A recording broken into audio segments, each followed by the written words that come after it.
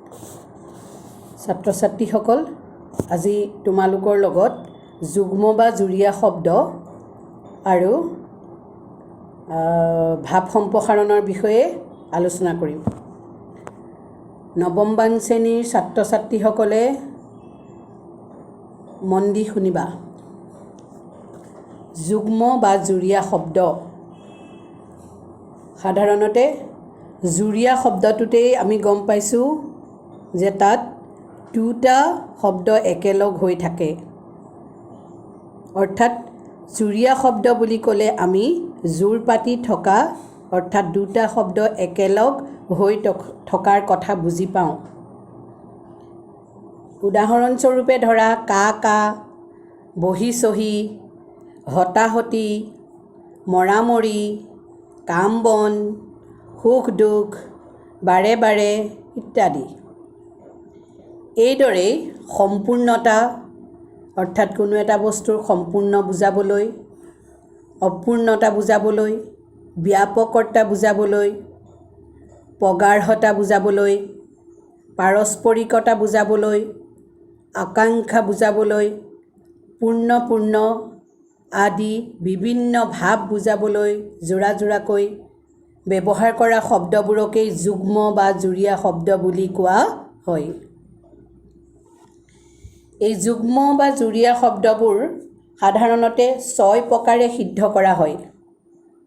সেই 6 প্ৰকাৰ জুৰীয়া শব্দৰ ভাগবোৰ হৈছে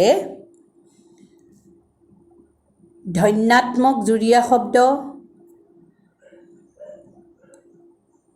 অনুৰূপ জুৰীয়া শব্দ, সমাসবদ্ধ জুৰীয়া শব্দ, সমাৰ্থক জুৰীয়া শব্দ, বিপৰীতাৰ্থক জুৰীয়া শব্দ আৰু দ্বিৰুক্ত জুৰীয়া শব্দ।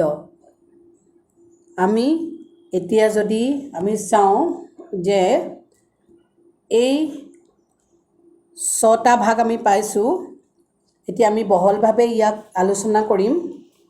ধৰা ধ্বন্যাত্মক জুৰীয়া শব্দ মানেনো কি? এতিয়া ধ্বন্যাত্মক জুৰীয়া শব্দ ধৰা ধ্বনি অৰ্থাৎ ইটো সিটোৰ লগত খুন্দা খাই হোৱা যিটো শব্দ সেইটোৱে হৈছে ধ্বন্যাত্মক জুৰীয়া শব্দ। ধৰা ঘড়ীটোৱে টিক টিক কৰে, এই টিক টিকটো হ'ব ধ্বন্যাত্মক জুৰীয়া শব্দ। বহু দূৰৈত গুলিৰ গুৰুম গুৰুম শব্দ শুনিছোঁ, এই গুৰুম গুৰুমটো ধৰা হ'ব ধ্বন্যাত্মক জুৰীয়া শব্দ। অৰ্থাৎ জীৱ জন্তুৰ বা পদাৰ্থৰ বাহ্যিক আকৃতি, কাৰ্য, পৰিৱেশ আদি বুজাবলৈ ধ্বন্যাত্মক জুৰীয়া শব্দ ব্যৱহাৰ কৰা হয়। যেনে টিক টিক, গুৰুম গুৰুম, চলচলীয়া এনেধৰণৰ শব্দবিলাকেই হৈছে ধ্বন্যাত্মক জুৰীয়া শব্দ। ইয়াৰ পিছতেই অনুৰূপ জুৰীয়া শব্দ, অৰ্থাৎ ইয়াৰ অনুৰূপ একেই ৰূপটো প্ৰায়। কেতিয়াবা আমি কথাৰ জোৰ বুজাবলৈ মূল শব্দৰ লগত অনুৰূপ অৰ্থাৎ প্ৰায় একে বা নিৰৰ্থক অৰ্থাৎ অৰ্থ নথকা বুজাবলৈ কেতবোৰ শব্দ আমি ব্যৱহাৰ কৰোঁ। তেনেবোৰ শব্দকেই অনুৰূপ জুৰীয়া শব্দ বুলি কোৱা হয়। যেনে ধৰা ক'লা কিতাপ চিতাপ, পঢ়া শুনা নকৰ যদি কিতাপ চিতাপবোৰ সামৰি থ, মায়ে কেতিয়াবা এনেকৈ কয়, হয়নে নহয়? এই কিতাপ চিতাপ শব্দটো, জা জলপান, চুলি তুলি এনেধৰণৰ শব্দবিলাকেই হৈছে অনুৰূপ জুৰীয়া শব্দ। ইয়াৰ পিছতে আহিলে সমাসবদ্ধ জুৰীয়া শব্দ, যেনে ধৰা বান্দি বেটি, ধাৰি পাতি, চুলীয়া চুলি এনেকুৱা শব্দবিলাক আমি সমাস কৰিছিলোঁ তেতিয়া সমাসত পাইছিলোঁ। এনেধৰণৰ শব্দবিলাকত সমাস অৰ্থাৎ য'ত পদৰ সমাহাৰ হয়, সমাসযুক্ত হৈ শব্দ হয়, তেনে ক্ষেত্ৰত এনেধৰণৰ সমাসবদ্ধ জুৰীয়া শব্দ ব্যৱহাৰ কৰা হয়।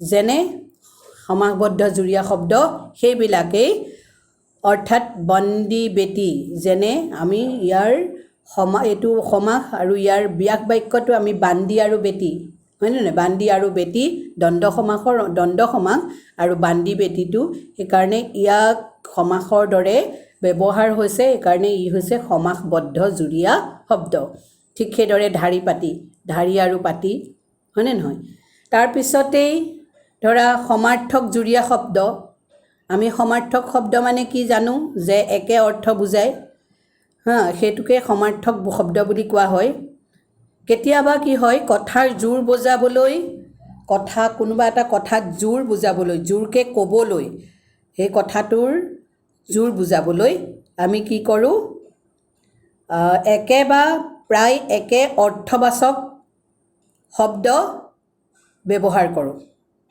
মানে শব্দটো জোৰ বুজাবৰ কাৰণে শব্দটোত জোৰ আকৌ দুটা শব্দৰ জোৰটোৰ কথা কোৱা নাই শব্দটোত জোৰ বুজাবৰ কাৰণে আমি তেনেকুৱা ধৰণৰ শব্দ ব্যৱহাৰ কৰোঁ তেনেধৰণৰ শব্দবিলাকেই হৈছে সমাৰ্থক জুৰীয়া শব্দ যেনে পৰ্বত পাহাৰ আমি বুজি পাইছোঁ দুইটা একেই শব্দ পৰ্বত পাহাৰ ঠিক সেইদৰে সুখ শান্তি দুখ বেজাৰ দান বৰঙণি হয়নে নহয় দান বৰঙণি এইবোৰ একে একে শব্দ দুইটা শব্দই একে অৰ্থই বুজাইছে এনে ক্ষেত্ৰত সমাৰ্থক জুৰীয়া শব্দ বুলি কোৱা হয় হয়নে নহয় সমাৰ্থক জুৰীয়া শব্দ যেনে গাঁৱৰ নামঘৰৰ ৰাইজে গাঁৱৰ নামঘৰৰ বাবে ৰাইজে দান বৰঙণি সংগ্ৰহ কৰিছে আমি তেনেধৰণৰ বাক্যবিলাক আমি কওঁ এই যে দান বৰঙণি শব্দটো ব্যৱহাৰ কৰিলোঁ ইয়াত দান আৰু বৰঙণি দুইটা শব্দ একে অৰ্থাৎ সমাৰ্থক দুইটাই একে অৰ্থ বুজাইছে ইয়াৰ পিছতে আহিলে বিপৰীতাৰ্থক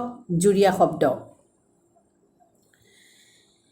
বিপৰীতাৰ্থক জুৰীয়া শব্দ আমি বিপৰীত শব্দ জানো যে আমি বিপৰীত শব্দ ব্যৱহাৰ কৰি আহিছোঁ এটাৰ বিপৰীতে আন এটা বুজায় আন এটা অৰ্থ বুজায় যিটো শব্দ তাৰ এটা বিপৰীত অৰ্থ বুজায় যেনে সুখ দুখ হয়নে নহয় তেনেকুৱা ধৰণৰ শব্দবিলাক আমি ব্যৱহাৰ কৰোঁ এতিয়া আকাশ পাতাল জন্ম মৃত্যু এনেধৰণৰ শব্দবিলাকেই হৈছে বিপৰীতাৰ্থক জুৰীয়া শব্দ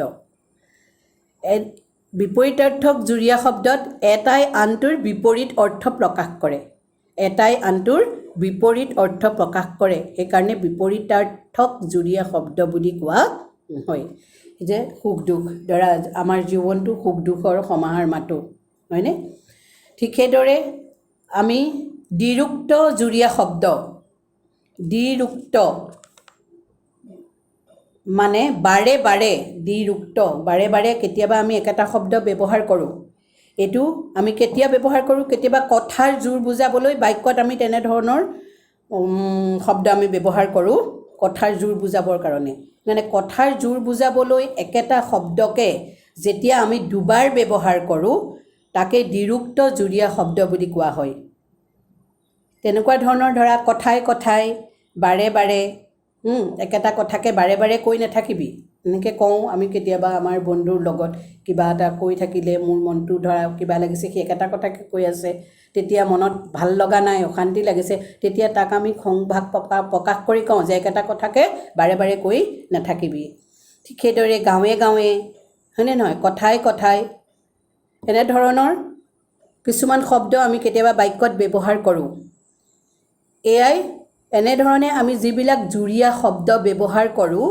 জোৰ পাতি শব্দ ব্যৱহাৰ কৰোঁ সেয়াই হৈছে আমাৰ জুৰীয়া শব্দ এই জুৰীয়া শব্দবিলাক আমি ব্যাকৰণত এনেধৰণে আমি ছয় প্ৰকাৰে বিভক্ত কৰি দেখুৱাইছে ছটা ভাগত ভাগ কৰি দেখুৱাইছে জুৰীয়া শব্দবিলাকক সেয়া তোমালোকক মই চমুকৈ আলোচনা কৰি দেখুৱালোঁ তোমালোকে নিশ্চয় বুজি পাইছা যে জুৰীয়া শব্দ কি আমি তেনেকুৱা ধৰণৰ শব্দ আমি আগৰ পৰাই ব্যৱহাৰ কৰি আহিছোঁ এতিয়া মাত্ৰ আমি জানি ল'লোঁ যে এনেকুৱা ধৰণৰ শব্দবিলাকক কি ভাগত কেনেকৈ বিভক্ত কৰিব পাৰি কেনেধৰণে আমি এইবিলাকক ব্যাকৰণত বিভক্ত কৰি দেখুৱাইছে সেয়াই আমি ছটা ভাগ পালোঁ সেই ছটা ভাগ হৈছে আকৌ মই কৈছোঁ সেই ছটা ভাগ হৈছে যে ধন্যাত্মক জুৰীয়া শব্দ অনুৰূপ জুৰীয়া শব্দ সমাসবদ্ধ জুৰীয়া শব্দ সমাৰ্থক জুৰীয়া শব্দ বিপৰীতাৰ্থক জুৰীয়া শব্দ আৰু দ্বিৰুক্ত জুৰীয়া শব্দ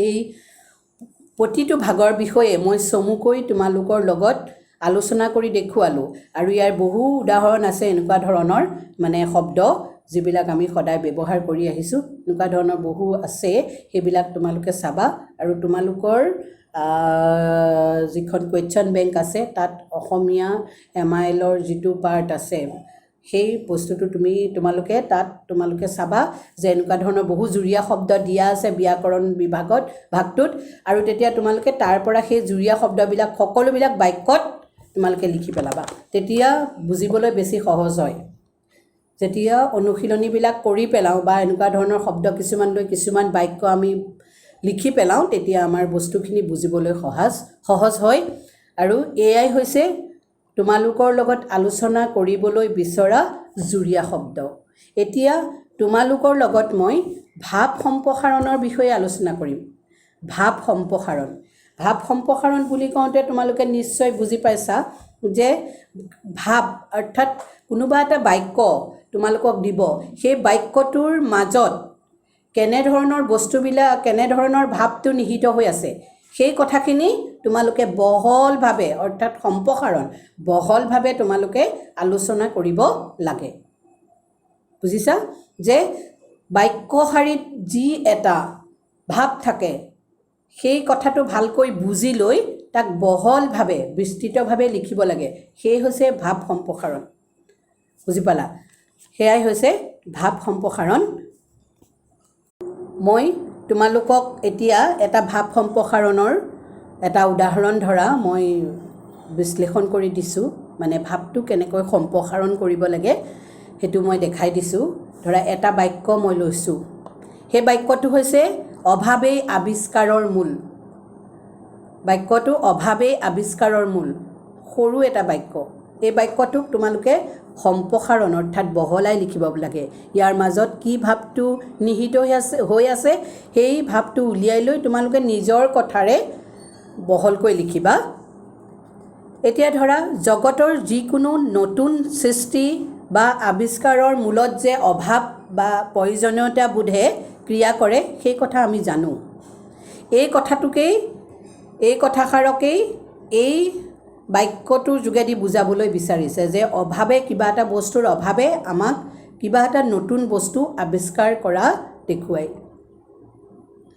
মানুহৰ যিকোনো নতুন সৃষ্টি বা আৱিষ্কাৰৰ ক্ষেত্ৰত অভাৱবোধটোৱেই নিহিত হৈ থাকে অভাৱত পৰিলেহে মানুহে সেই অভাৱ পূৰণ কৰিবলৈ মন মেলে অৰ্থাৎ চেষ্টা কৰে তাৰ বাবে মানুহে নতুন চিন্তা কৰিবলৈ লয় নতুন ধৰণে বিভিন্ন বিষয় সম্বন্ধে দৃষ্টিভংগী গ্ৰহণ কৰে আৰু আৱিষ্কাৰ কৰে নতুন বিভিন্ন বিষয় আমি ধৰা এটা সৰুতে সাধু এটা পঢ়িছিলোঁ এই যে কাউৰীটোৱে কলহটোৰ পৰা পানী খায় হয়নে নহয় পিয়াহত আতুৰ হৈ কাউৰীজনীয়ে পানী বিচাৰি ঘূৰি ফুৰিছিল তেনেকৈ বিচাৰি ঘূৰি ফুৰোঁতেই কি হৈছিল বহুদিন মানে ৰ'দ দিয়াৰ ফলত দিছে কিন্তু বৰষুণ বহুদিন পৰা নাই তেনে অৱস্থাৰ এটা কথা কাউৰীজনীয়ে গোটেইখনতে পানী বিচাৰি ফুৰিছে কিন্তু পানী পোৱা নাই শেষত গৈ এঘৰ মানুহৰ কুৱাৰ পাৰত এটা কলহ দেখিলে কাউৰীজনীয়ে তাৰপিছতে কলহটোৰ ওপৰতে কাউৰীজনী উৰি গৈ পৰি পেলাই কলহটোৰ তললৈ চাই দেখে যে কলহটোত পানী অকণো নাই তলিতে অকণমান পানী আছে কিন্তু পিয়াহত অন্তকণ্ঠ শুকাই যোৱা কাউৰীজনী এতিয়া সেই অকণমান পানীকণ কলহটোৰ তলিৰ পৰা কেনেকৈ খাব কাউৰীজনীয়ে পানীৰ অভাৱত সেই কলহটোৰ তলিৰ পৰা পানীকণ উলিয়াবলৈ কেনেকৈ উলিয়াব সেই কথাটো চিন্তা কৰিলে এটা নতুন ভাৱৰ সৃষ্টি হ'ল নতুন বস্তু এটা সৃষ্টি তাই তেতিয়া কি কৰিব তাই চিন্তা কৰিবলৈ ধৰিলে যে সেই পানীকণ মই খাবই লাগিব কিন্তু মই এতিয়া কেনেকৈ খাম তেতিয়া কাউৰীজনীয়ে কি কৰিলে ওচৰতে এটা শিলৰ দম আছিলে সেই শিলৰ দমটোৰ পৰা কাউৰীজনীয়ে ঠোঁটেৰে এটাকৈ শিলবিলাক সেই কলহটোত পেলাই দিলে কলহটোত শিল পেলোৱাৰ ফলত শিলৰ ওপৰে ফাকে পানীখিনি ওপৰলৈ উঠি আহিলে আৰু তেতিয়া পানীখিনি ওপৰলৈ উঠি অহা দেখি কাউৰীজনীয়ে তেতিয়া পানীখিনি তাই ঠোঁটেৰে পানীখিনি খালে, ওপৰলৈ উঠি আহিলে পানীখিনি খালে, খাই পেলাই তাই উৰি গুচি গ'ল। এতিয়া সেই পানীকণ খাবলৈ কাউৰীজনীয়ে সেই কথাটো তাই আৱিষ্কাৰ কৰিলে, এটা নতুন পথ তাই আৱিষ্কাৰ কৰিলে যে কাউৰীজনীয়ে কলহটোৰ তলৰ পানীকণ তাই কিমান বুদ্ধিৰে খালে, হয়নে? এতিয়া কাউৰীজনীয়ে পানীৰ অভাৱ পোৱাৰ কাৰণে তাইৰ মনলৈ সেই বুদ্ধিটো আহিছিল।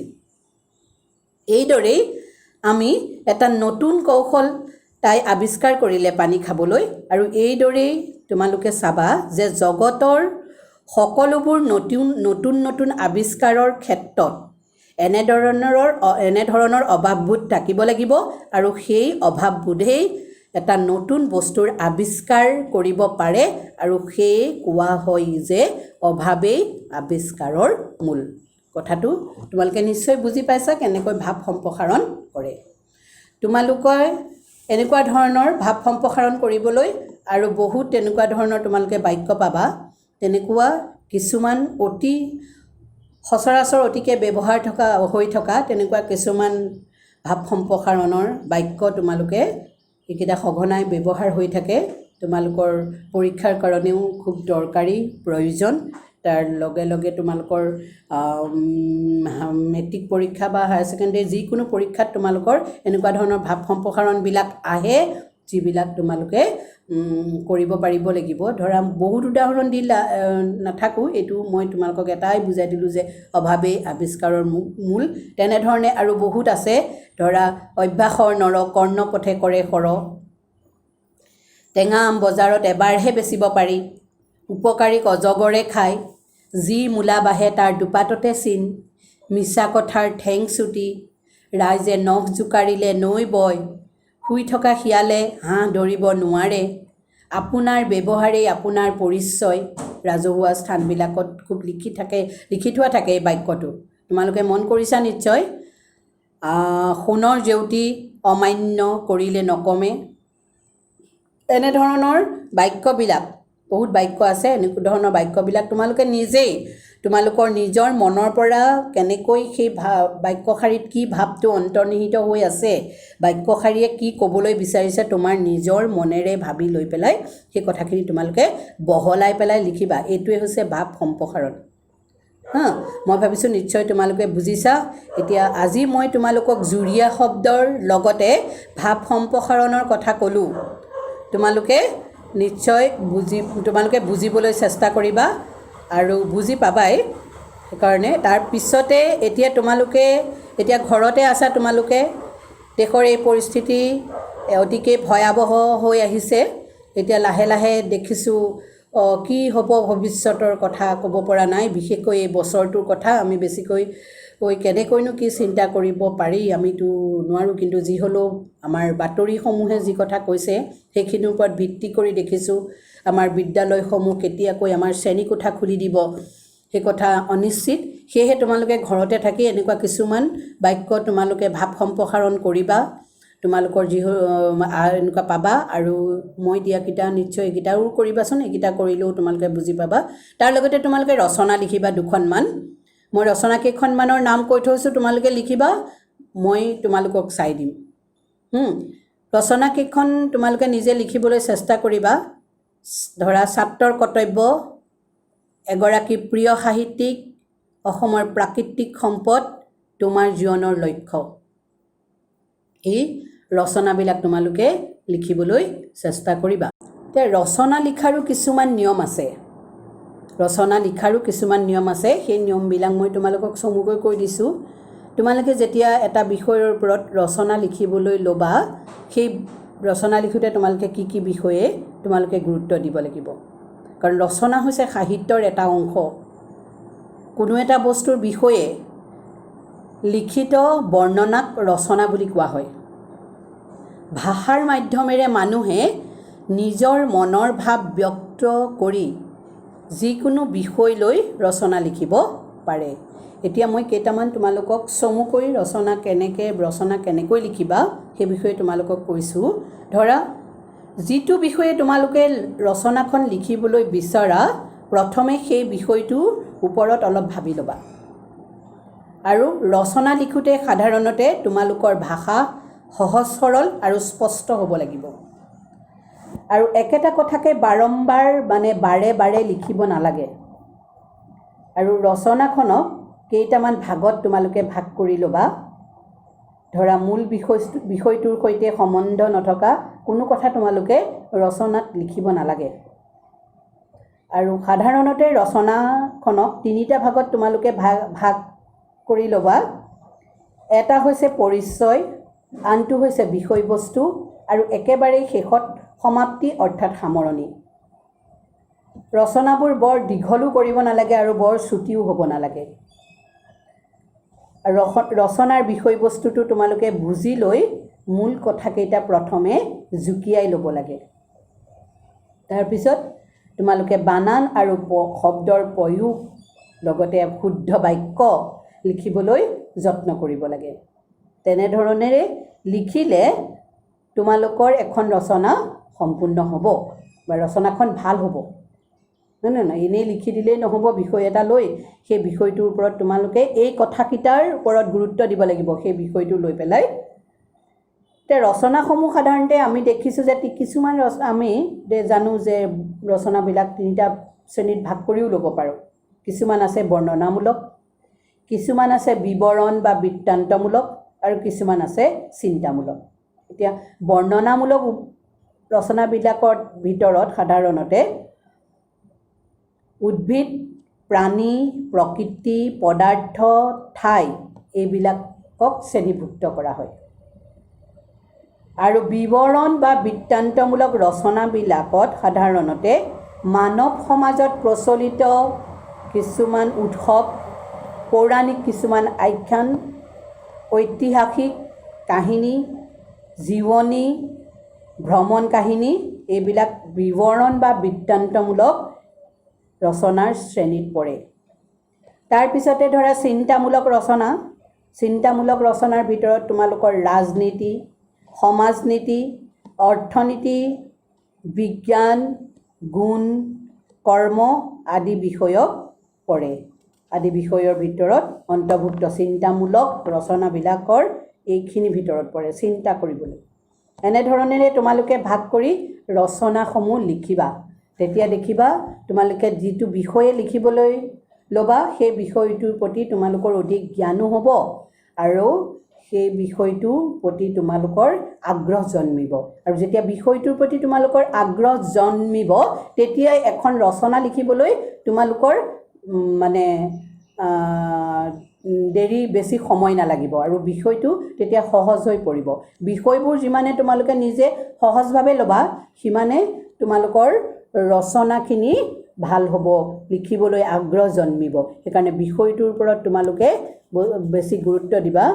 বিষয়টোৰ ওপৰত গুৰুত্ব দিবা। এনেধৰণে লিখিবাচোন, লিখিবা সহজ হ'ব। এয়াই মই আজি তোমালোকৰ লগত এইকেইটা কথাই আলোচনা কৰিলোঁ। আজিলৈ ইমানতে সামৰিছোঁ। ধন্যবাদ।